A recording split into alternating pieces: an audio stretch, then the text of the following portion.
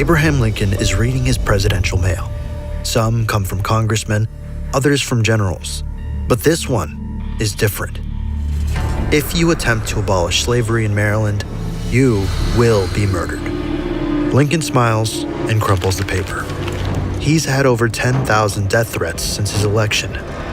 But the real danger isn't in any of these. It's later tonight.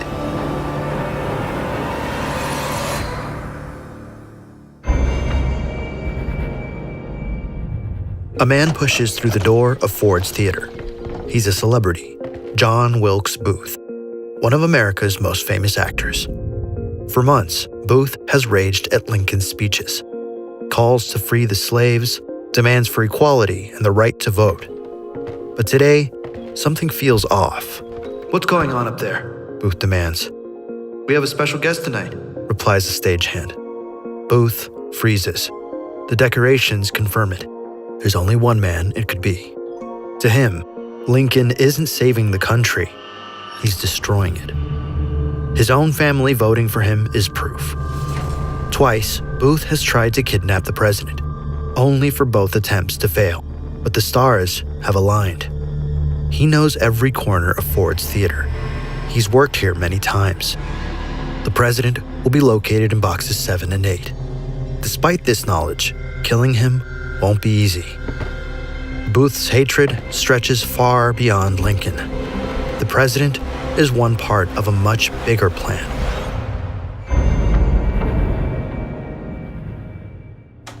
"Mr. President, it's time," says a messenger. The Civil War between Lincoln's Union and the Confederacy has raged for 4 years. The South fights for independence from the U.S. government. They believe slavery is essential to the economy and want it to remain, sparking bloody battles across the country. Lincoln is now winning, and the war nears its end, but the nation remains deeply divided. "I want to peacefully welcome the Confederate States back into the Union," Lincoln says. Secretary of War Edwin Stanton disagrees. "They should be tried, Mr. President, every last one of them." Lincoln shakes his head. "We need unity, not vengeance." The president is working towards peace. He wants to reconcile with the enemy rather than punish them. But this vision of peace is enraging many people, including one famous actor. The meeting ends, leaving Lincoln and his commanding general, Ulysses S. Grant. "I have bad news, Mr. President."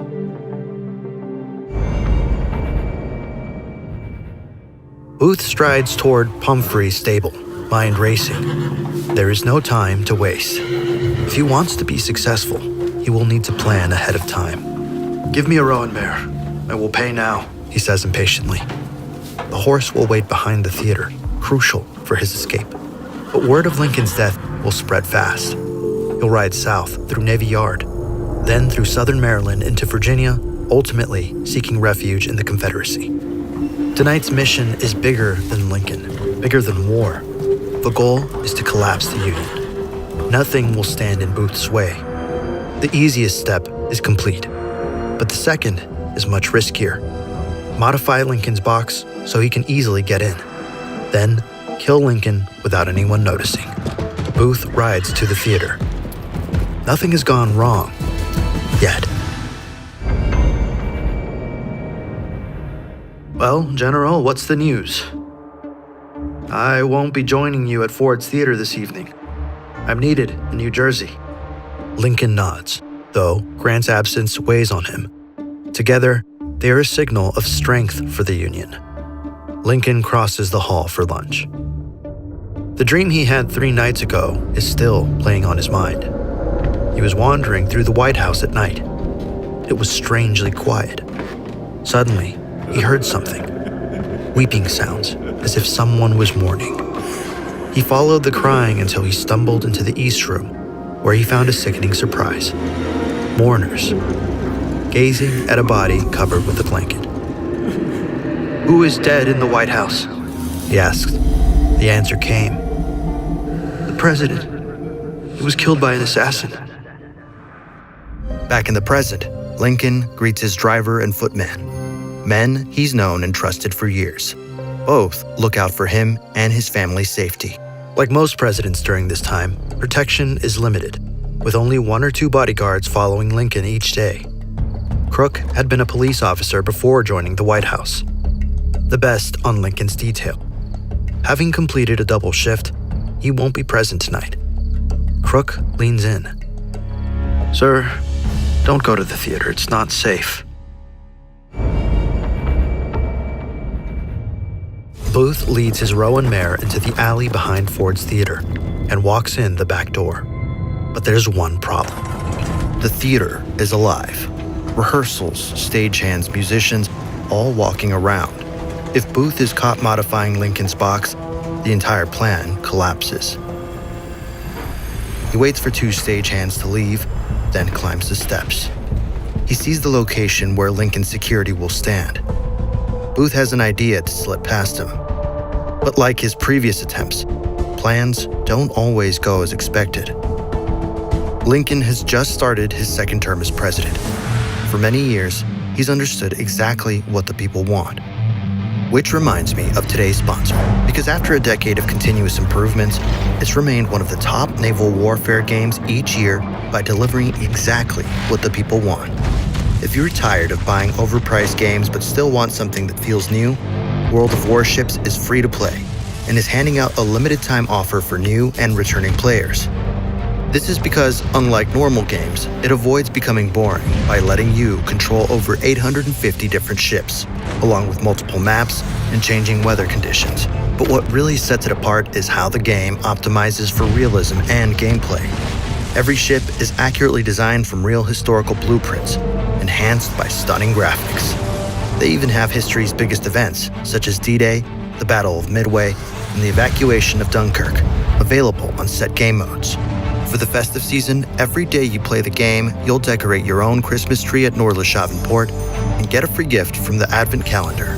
By logging in today, new and returning users will unlock a bunch of exclusive gifts, including a free Tier 9 ship, 2 camouflages, and Santa's gifts containers. Use our link today to play for free and claim your rewards on PC. He pulls out a gimlet from his coat and quietly drills a spy hole into the entry door of Box 8. Big enough to see inside, but small enough to go unnoticed. He lights a match and picks up the wood shavings. If any evidence is discovered, the plan shatters immediately. Suddenly, Booth hears voices coming from the stairs. He hides behind the door and waits, his fists clenched. One of the stagehands is walking towards him. There is nowhere to hide. The footsteps get closer to the box. Booth's heart starts to pound. 5, 4, 3, 2. The door starts to open. But then, I found it. Your hat is here on the seat. the footsteps fade. Booth exhales. That was too close. Now, for something that might expose his whole plan. He places a wooden leg in the corner of the room. This will be essential for the assassination to go smoothly. Then he notices it. The lock to Lincoln's box is already broken. Perfect. He sees the chair and imagines the shot. But he needs a murder weapon. Something powerful enough to kill Lincoln, although small enough to go unnoticed. Booth exits the theater feeling good. Everything is going to plan, though his presence hasn't gone unnoticed. He rides back to the National Hotel where he's staying. The box has been set up. The only thing left is to kill Lincoln.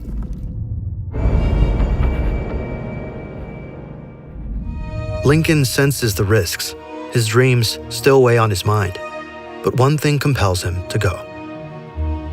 The newspaper has already promised my attendance. Goodbye, Crook. Strange. Usually, the president says goodnight. Lincoln's carriage pulls away from the executive mansion. His bodyguard, John Frederick Parker, stays close, though he is not a regular on the president's detail. Abraham Lincoln sits with his wife, Mary Todd. Tomorrow is another busy day. Tonight is a chance to relax. They arrive at the theater. Lincoln strokes his horse. I won't be long, He says. He enters Ford's theater, where the play has already begun. Inside, is an audience of 1,700 people. Lincoln walks into the presidential box. The audience gasps. Then, applause. The room fills with whispers and murmurs. There's a sense of occasion in the air as the orchestra plays Hail to the Chief. Please, let the play continue. He sits down, unaware of the modifications that have taken place. He enters Mary Surratt's boarding house. Upstairs, 2 men wait. Louis Powell is assigned to kill the Secretary of State. George Atzerodt is supposed to go after the Vice President. Booth lays out his plan. I will use my fame to swindle my way inside the box. If that fails, I will change to Plan B. The Derringer from my personal collection loaded with a 1.5-inch ball will give the final blow. And this will be my backup.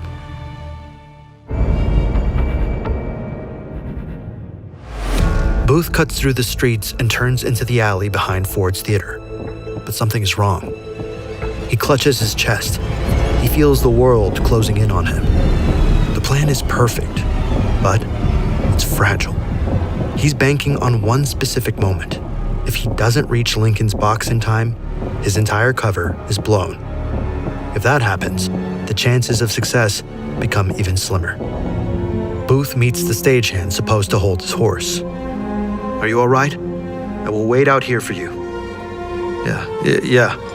Booth slips through the back door like he's done 100 times before. Inside, the crew moves props. Booth passes them like it's any other night. But he's not here to perform. He's here to listen, track the lines of the play. He walks slowly, close to the curtain, adrenaline kicking in. Lincoln is sitting in his box, laughing, oblivious to what's about to come. Booth puts one hand over his pistol, his finger twitching. The gun is ready, but is he? The past 2 attempts failed due to Lincoln's last-minute changes in schedule. But this time will be different, he thinks. From the play's lines, Booth notes he still has about 30 minutes. Booth recognizes Lincoln's guest. His heart beats faster. The time has not come yet. Waiting here will only increase his nerves. He steps out through a side door and heads to the Star Saloon. Back inside Ford's Theater, the play continues. President Lincoln laughs and looks towards his guests. 28-year-old Army Major Henry Rathbone and his fiancée, Miss Clara Harris.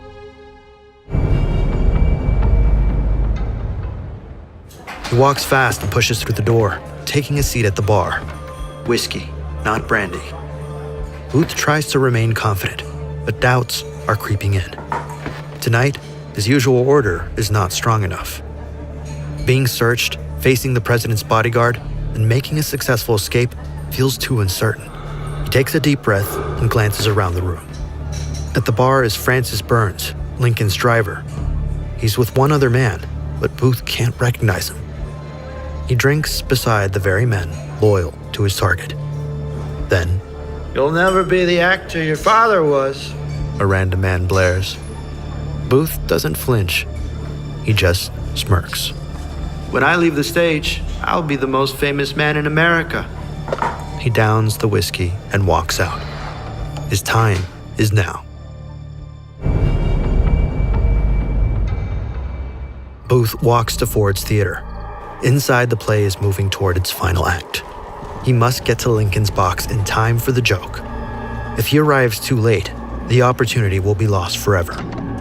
Booth enters through the main doors. The ticket taker greets him. He moves quickly up the stairs. Amongst the crowd are a handful of armed soldiers, but Booth doesn't notice them.